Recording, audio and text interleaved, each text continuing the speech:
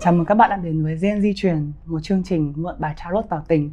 Mỗi một tập thì chúng mình sẽ mời một Gen Z nổi bật về để cùng lắng nghe những cái câu chuyện xung quanh cuộc sống của bạn đấy. Mình là Đạt Hà, host và cũng là người đọc bài ngày hôm nay. Và khách mời của ngày hôm nay đó chính là Thiện Khiêm.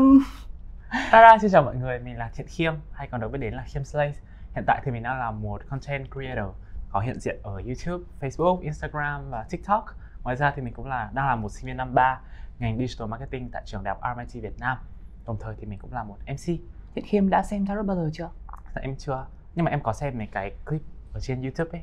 Người ta hay cho gắn vào 3 hòn đá hay cái gì đấy, xong rồi mình chọn. Và bạn cảm thấy sao về những clip đó? Em không tin lắm, tại vì cái clip 5-6 triệu view mà có 3 cái món đồ thì tính ra là cứ 2 triệu người là lại số phận giống nhau. Có thể là khi mà đến đây và có những cái tiếp xúc vật lý với lá bài tarot thì những cái tín hiệu nó sẽ khác đi và có thể là đúng hơn. Lý do mà chúng mình muốn bắt đầu những cái câu chuyện bằng những lá tarot là bởi vì chúng mình tin rằng là thông qua những cái thông điệp vũ trụ gửi xuống, mình sẽ biết nhiều hơn về cái tính cách của nhau cũng như là khám phá sâu hơn về một con người.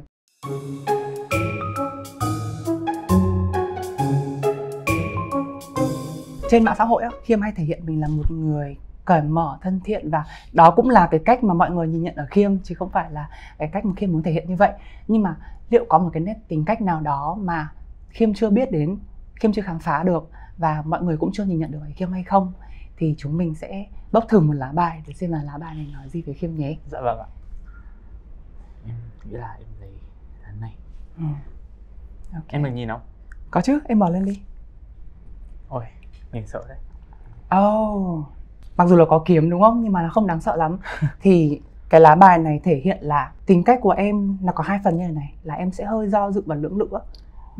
Tức là nhiều khi đứng trước một cái quyết định gì đấy và em nghĩ là ok, lý trí của mình sẽ nói như thế này, nhưng mà cảm xúc của mình lại như thế này, và em không biết là phải quyết định như thế nào. Thì em có thấy đây là một lá bài. Chuẩn anh ạ. Cái sự lưỡng lự của em thể hiện ở những mặt nào? Cái gì em cũng lưỡng lự. Đi siêu thị em cũng lưỡng lự. Rồi YouTube làm cái content gì em cũng lưỡng lự. Rồi yêu ai em cũng lưỡng lự. Rồi nói chung là cái gì cũng lưỡng lự hết. Thế đây là những cái quyết định nhỏ nhặt ở trong đời ấy, nhưng mà khi mà nó liên quan đến những cái thứ lớn hơn thì sao? Em thường sẽ hỏi rất là nhiều người, sau đấy em làm theo cách của em. Nhưng mà em không thích cái sự lưỡng lự này, bởi vì nó mất rất là nhiều thời gian. Kể cả việc em làm YouTube nó cũng thế. Em làm chính ra là cũng lâu rồi, hơn 2 năm rồi. Thì các bạn sau này, các bạn làm sau em, các bạn ý phát triển rất là nhanh. Nhưng mà em thì kiểu có những cái quãng thời gian mà em không biết mình nên làm cái gì, mình nên theo hướng nào. Giống như là bây giờ em đang nghỉ YouTube đấy, nên là nó cũng ảnh hưởng nhiều tới cái sự nghiệp và việc học tập của em. Em muốn bỏ cái tính này, không muốn nghĩ nhiều. Em là một người thường đứng giữa nhiều cảm xúc khác nhau, và bản thân em cũng là một người cung nước, đúng không? Vâng. Song ngư. Ôi, các em có bao giờ em hay quyết định phút chót không? Luôn. Và may mắn là nó đúng. Dạ vâng. Thế thì em có nghĩ là mình là một người có trực giác rất là nhạy bén không? Em có. Em thấy em chơi bài đỏ lắm. Nhất là chơi xì rách nhá. Ví dụ em nhà cái người ta 20 điểm rồi, nhà cái 20 điểm rồi mà em cũng 20 điểm, và em vẫn luôn em dám bốc tiếp, bởi vì em tin chắc đó là con át và nó luôn hiện ra là con át, kiểu luôn có cái gì để nhắc em. Hoặc là chơi Uno cũng thế, có cái lá mà nó bắt mình đoán màu sắc của cái chồng bài của con trên cùng ấy, em lúc nào cũng đoán đúng 100%.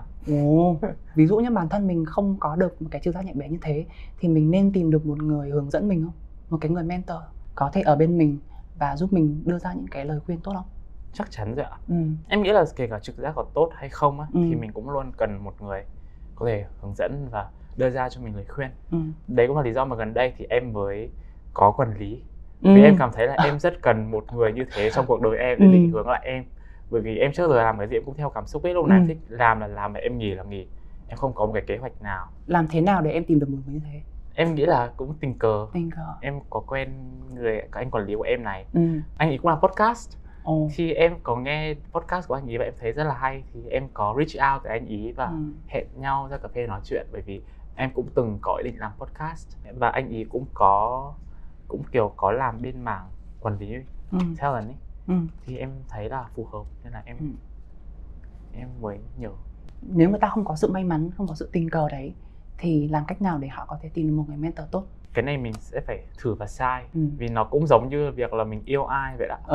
Mình cứ phải tiếp xúc với ta một thời gian dài thì mình mới biết được là người ta như thế nào, người ta có phù hợp với mình không, có cùng định hướng, cùng tầm nhìn không. Nếu như mà thích hợp ngay thì rất là may mắn là có thể đồng hành cùng nhau luôn. Nhưng mà nếu không phù hợp thì mình hãy bước ra khỏi mối quan hệ đấy và đi tìm một người khác thôi. Nó sẽ là một cái quá trình kéo dài cho tới khi nào mà mình tìm được người phù hợp. Chắc là mọi người cũng đã nói về em là một cái người rất là lạc quan, tích cực đúng không? Ai cũng nghĩ thế. Ai cũng nghĩ thế. Còn em nhầm tưởng như thế. Ai cũng lầm tưởng như thế. Còn bản thân em thì sao? Cái sự tiêu cực nó có đôi khi nó lấn át em không? Em nghĩ là cái sự tiêu cực trong em cũng rất là nhiều vậy.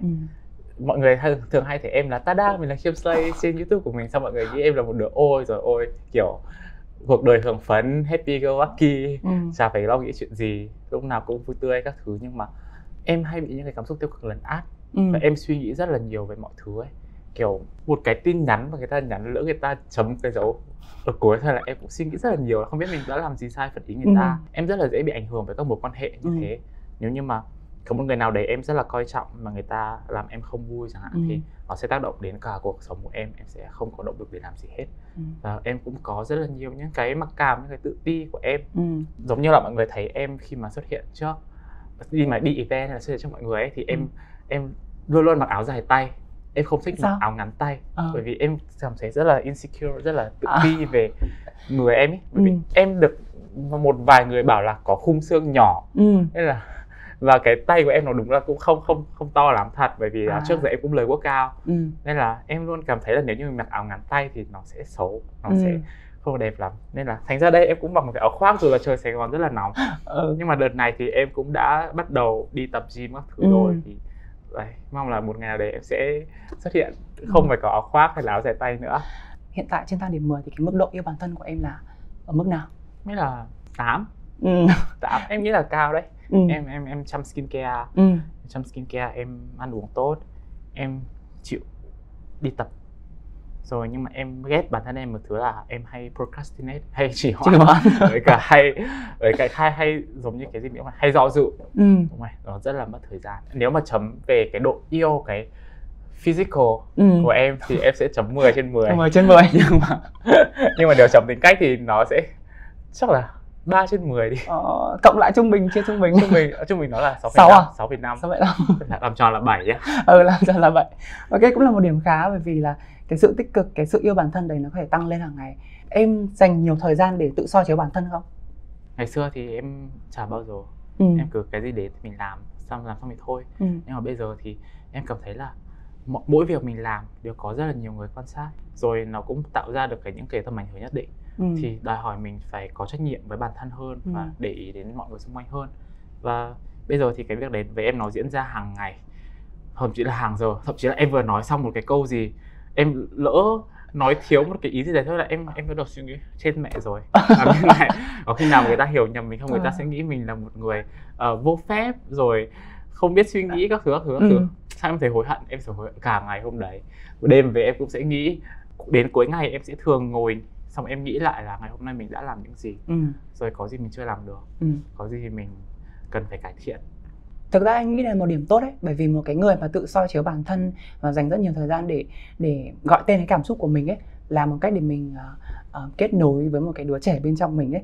Sau cái quá trình mà kết nối với đứa trẻ đấy thì tất nhiên là Thiện Khiêm sẽ khám phá ra một cái nét tính cách nào đấy của mình mà chính mình không ngờ tới. Theo bạn thì cái nét tính cách nào mà khi nói ra sẽ khiến người đối diện cảm thấy bất ngờ với bạn? Có. Em thấy em khá là bitchy đấy. Ngày xưa đi học thì em hay được nhận xét là đứa điêu nhất lớp. Em thì không bao giờ hay gây sự với ai, nhưng mà nếu như là ai làm gì em hay ai nói gì em thì em luôn có những cái câu get back nó rất là savage. Và nếu như mà ai đấu khẩu với em thì người đó chẳng bao giờ thắng cả. Nhưng mà đấy là cấp 3, cấp 2 thôi. Nhưng mà em đang ở trong một cái môi trường mà em thật sự thân thuộc. Từ khi vào đây thì một thân một mình, một môi trường mới, mọi thứ nó cũng khác. Và cái sense of humor của người trong đây em cũng cảm thấy là không giống với tụi em ở ngoài kia. Nên là dù ở ngoài kia em nhận xét là một đứa rất là hài hước, rất là hay làm trò. Nhưng mà vào đây thì em cảm thấy là cái sự đấy của em nó bị bóp chết. Bởi vì nó rất là khác, môi trường trong đây rất là khác.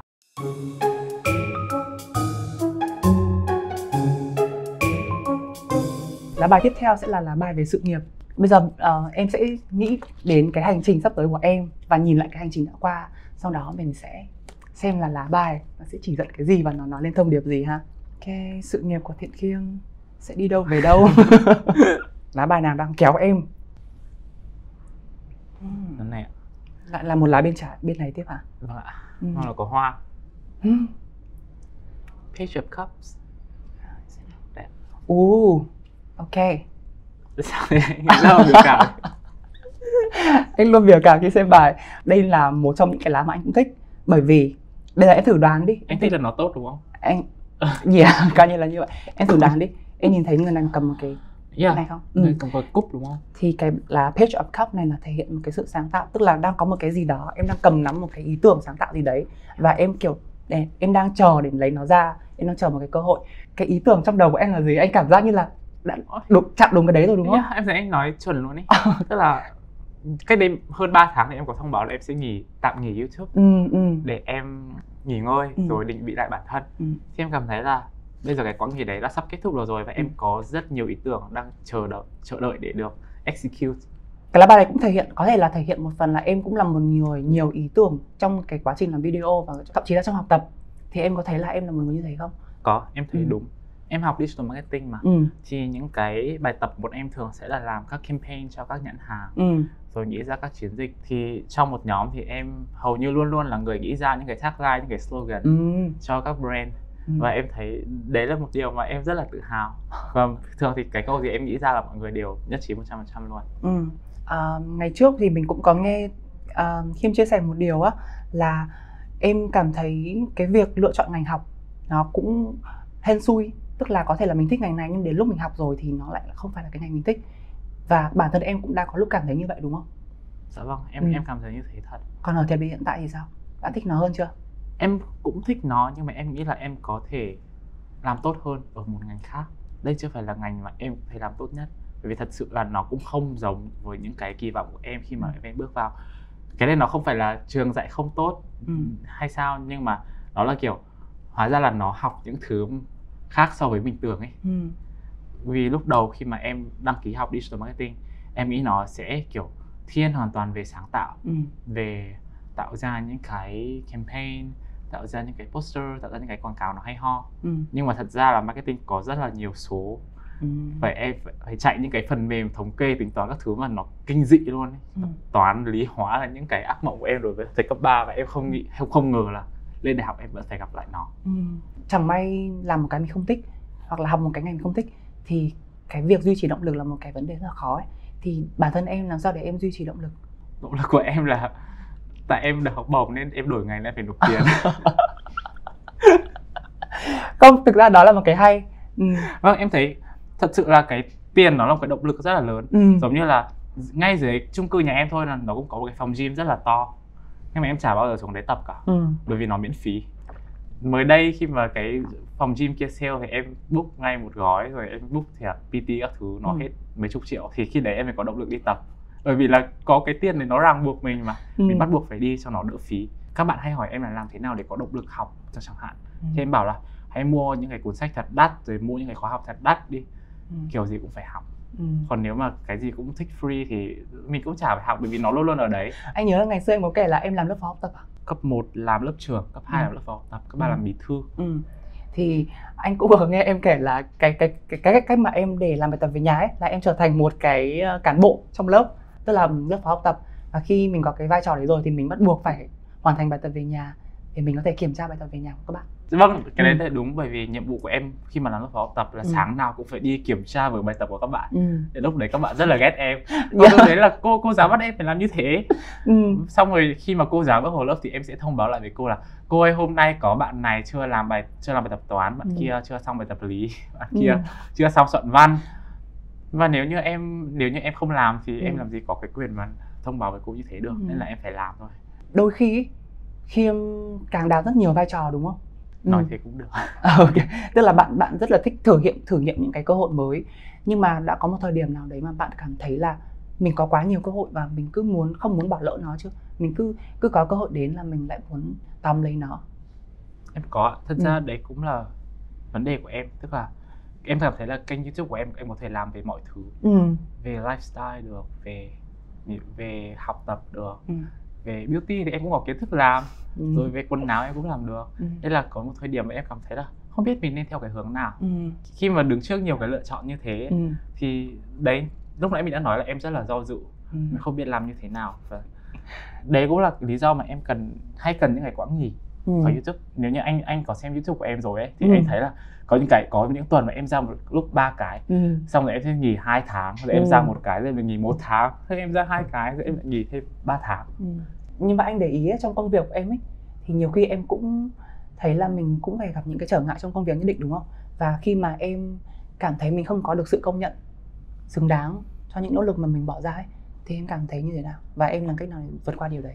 Năm ngoái thì em có được mời làm host cho IELTS Face Off. Host một phần thôi. Ekip đấy vào đây, rồi cùng em đi miền Tây, xong quay. Thế rồi em cũng không được chuẩn bị một cái kịch bản hay là chuẩn bị trước về chương trình như thế nào. Xong rồi em quay, em cứ nghĩ là mình làm thế là tốt, xong rồi 7 tháng sau thì chương trình lên sóng và mọi người chê rất là nhiều. Em không dám vào đọc bình luận. Trước giờ em cũng không có thói quen đọc bình luận.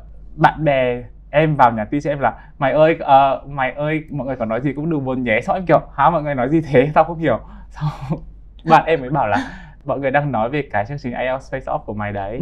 Xong em cũng không dám vào đọc comment thật vì em sợ. Bình thường là em không quan tâm, nhưng mà khi mà mọi người đã nói như thế thì em sợ thật. Sau đấy thì em cũng có vào đọc một số, thì mọi người bảo là nói gì mà khua tay múa chân nhiều thế, kiểu em háo hức quá ấy. Xong rồi em đi đâu em cũng nói như này với mọi người. Em không kiểm soát được, cái này em không kiểm soát được. Tính em từ nhỏ đã hay múa may. Người thì chê là nói chưa hay, người thì chê là nói chán, người xấu, các thứ. Nói chung là đủ mọi loại lời chê. Thì đấy có lẽ là cái lần mà em cảm thấy áp lực nhất. Sau đấy thì chương trình vẫn mời em host tiếp 2 mùa nữa. Mùa này em cũng mới quay xong cách đây mấy hôm. Thì em cảm thấy là mình đã làm tốt hơn nhiều rồi. Em cũng không biết là sau này nó lên TV thì nó như thế nào, nhưng mà mình cứ chờ đợi thôi. Bây giờ lại quay lại về cái câu chuyện là tìm một cái người hướng dẫn nhá, tìm một cái người mentor. Giống như là em có hội bạn thân là chị Vi đúng không? Và chị Thảo Tâm. Thì khi em rơi vào những cái lúc mà em không biết phải làm gì ấy, thì họ có phải là người mà em muốn tìm đến? Cũng tùy lúc vậy ạ. Nhưng em luôn cảm thấy là sợ phiền người ta ấy. Bởi vì là các bạn thân cấp 3 của em thì các bạn ấy đi du học hết rồi, em cũng không được gặp nhiều. Còn chị Tâm và chị Vi thì cũng là những người bạn thân của em khi sau này em mới quen và làm việc cùng nhiều. Thì em biết là mọi người đều rất là bận, và hai chị cũng có những cái nỗi niềm riêng, cũng có những cái vấn đề phải đấu tranh riêng. Nên là khi mà em có một vấn đề gì đấy, em thường nghĩ là thôi cái này của mình sao nhiều lúc nó quá nhỏ nhặt để có thể chia sẻ với mọi người. Mọi người cũng đang có những vấn đề như thế mà mình nói cũng đâu được gì đâu. Cứ phải tập cho quen. Nói đến đây thì anh lại nhận ra một nét tính cách khác của em. Đấy là khi mà em emotional ấy, em nghĩ là em hơi cảm xúc ấy. Nhưng mà thực ra nó lại một cái thế mạnh giúp em có cái lòng trắc ẩn và cái sự đồng cảm, tức là biết cách đặt mình vào vị trí người ta ấy, và thậm chí là hiểu hết những cái câu chuyện của người ta luôn.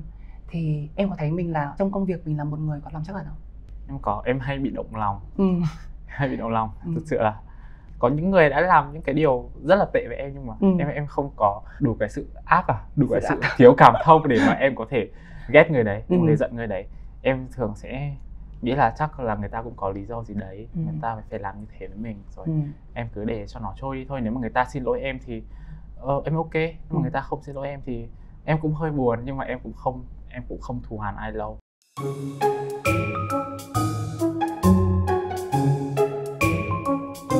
Thì bây giờ mình sẽ đi đến một phần tiếp theo ha. Đó chính là chuyện tình cảm của em ha. Rồi bây giờ nào, nghĩ về một cái người đấy trong đầu nào. Rồi. Người nào bây giờ? Nếu có nhiều. Thế thì thử lọc từ trong những người đấy xem nào. Ok, bất kỳ cái gì liên quan đến tình yêu. Ok, thử xem lá bài này sẽ nói gì về chuyện tình duyên của Thiện Khiêm. Bốc 2 lá cho 2 người đâu. Cũng được, nhưng mà bây giờ mình sẽ cần một lá trước để xem là nếu mà vẫn còn lần cấn á, thì mình sẽ bốc thêm một lá nữa. Này. Ok. Queen of Pentacles. Nhưng mà trước khi anh đọc cái lá bài này thì anh có thắc mắc một chút, thắc mắc là tại sao em luôn hướng về phía này vậy? Anh cảm thấy là lúc nào em cũng bốc bài về hướng này. Chắc là cái này gần, em không thích yêu xa. Ok. Rồi, Queen of Pentacles nhá. Nó sẽ hiện diện những cái đức tính, có thể là hiện diện những cái đức tính mà em đang tìm kiếm một người kia, đó là sự cảm thông. Em cần một cái người mà có thể đem lại cho em sự an toàn và có cảm giác chở che nữa. Có một cái đức tính nào mà anh nói là em cảm thấy là đúng với em không? Em có cần một cái người mà cảm thấy... Em thấy đúng. Đúng, nãy giờ anh nói gì cũng đúng. Thế thì em có muốn tìm kiếm một cái người nào đấy, một cái nửa kia cũng có một cái tính cách nào đấy giống mình không? Em thích một người cũng lạc quan. Không cần vui quá đâu, vui quá thì để em mà được. Hai người vui quá thì nó thành cái sàn. Biết cảm thông chắc chắn, cái chắc chắn là phải có. Rồi tạo cho em sự an toàn cũng đúng, bởi vì lúc nãy em có nói với anh là em có rất là nhiều những cái insecurity. Là mình có thể hoàn toàn tin tưởng người ta về cái sự chung thủy này.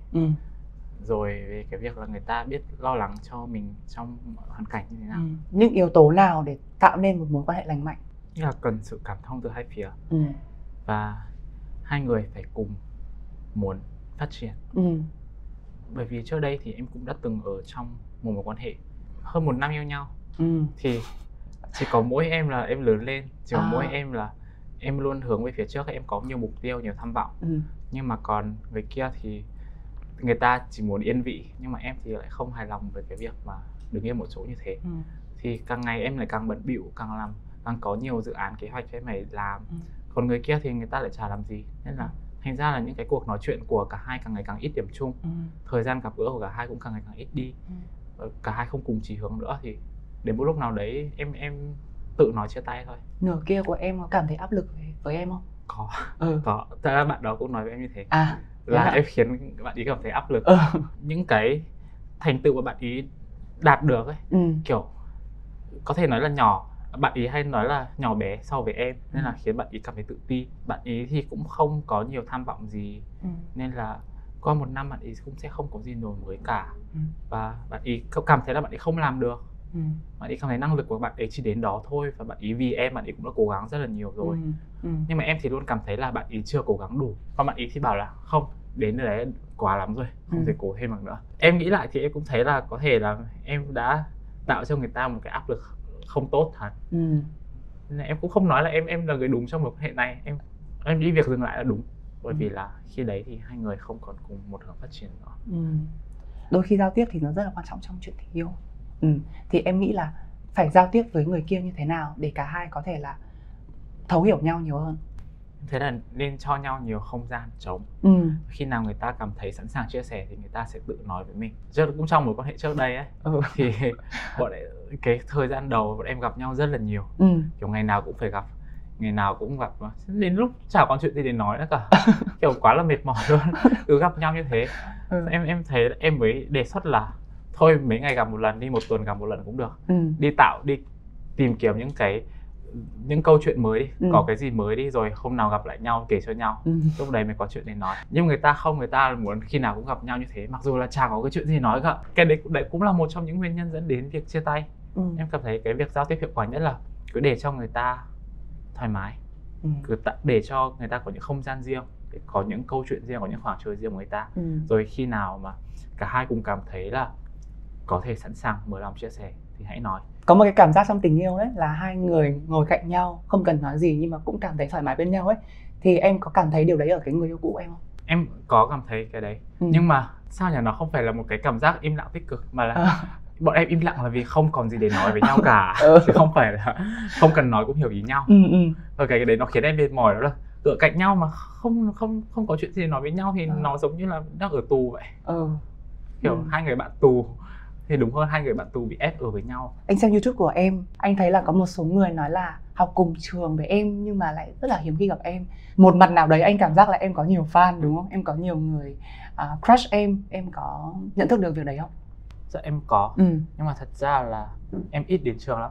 Phần là vì trường em học ít, phần là vì nhà em trước đây là rất là xa, em lười đi Grab đắt lắm. Phần thứ hai là em khá là sợ exposure với mọi người ở trường ấy.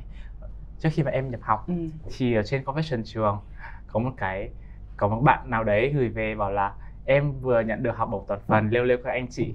Xong rồi tự dưng mọi người vào chửi em, trong khi em có làm gì đâu, em còn chả biết là có cái confession đấy, em còn chưa like cái page confession đấy. Xong rồi bạn bè em gửi cho em bảo là ôi mày bị gọi hồn ở trong này, mọi người chửi mày quá trời. Xong em không hiểu tại sao. Đấy là điều tạo cho em một cái ấn tượng xấu ngay từ trước khi em vào trường. Sau này thì em vào trường em cũng rất là cẩn thận, em rất là ít bạn. Em biết là mọi người có hay chú ý mình và mình nên cẩn thận tí hơn. Nếu mà một người nào đó mà em biết tỏ tình với em, cái tỏ tình đấy là em rất là cảm động ấy, mặc dù là em không thích bạn đấy, nhưng bạn ấy có thể viết một lá thư hay tặng một món quà đấy mà em cảm thấy là em cảm động, thì khoan, từ từ, nhìn cái vẻ mặt của em thì anh đoán là em đã từng gặp trường hợp đấy rồi. Rồi em tương tác với việc đấy như nào? Phải từ chối thôi. Mặc dù là cái việc đấy nó cũng khá đau lòng cho bạn ý, thì kệ, còn hơn là sau này yêu nhau xong chia tay còn đau hơn mấy lần. Em cũng rơi vào cái trường hợp là thích người không thích mình và người không thích mình lại thích mình. Vâng, nhiều lắm anh. Cấp 3 em thấy cả suốt 12 năm đi học ở trường em không có người yêu. Vì em toàn rơi vào trường hợp như thế. Và kể cả khi mà cái người mình thích người ta cũng thích mình, thì nó lại có những cái vấn đề gì đấy xảy ra nhưng mà bọn em không đến với nhau được. Thì nói chung là cái đường tình duyên của em nó lận đận lắm. Bây giờ thì em cảm thấy cái tình yêu nó là một thứ mà có thì tốt mà không có thì cũng không sao. Em vẫn vui một mình. Theo em nghĩ nhá, nếu mà chia tay thì sẽ mất khoảng bao lâu để có thể sẵn sàng bắt đầu với người mới? Mình cái đấy còn tùy thuộc mình là người chia tay hay là bị đá nhá. Trong trường hợp của em thì em là người chủ động nói chia tay. Thì sau đấy em cũng cảm thấy là nếu như mà có một mối quan hệ ngay sau đấy luôn, 1 tuần, 2 tuần thì em cũng sẽ sẵn sàng bước vào nếu như là một người tốt, một người mà mình cảm thấy phù hợp. Nếu như một người đấy xuất hiện và cảm thấy khiến cho mình cảm thấy đặc biệt đến mức mà mình phải yêu ngay lập tức thì em luôn sẵn sàng. Em không nghĩ là nên có một cái ràng buộc cái ràng buộc về mối tình cũ thì tất nhiên là nó sẽ luôn vấn vương ở đấy, nó sẽ luôn luẩn quẩn ở đấy. Nhưng mà mình không thể để nó lấn quá sâu vào cái cuộc sống tiếp theo của mình được. Em thấy nhiều người ta hay bị chửi hay bị ném đá vì mới chia tay người này đã bắt đầu ngay người khác. Em thấy cái đấy vô lý, cảm xúc của người ta mà mình đâu có biết được.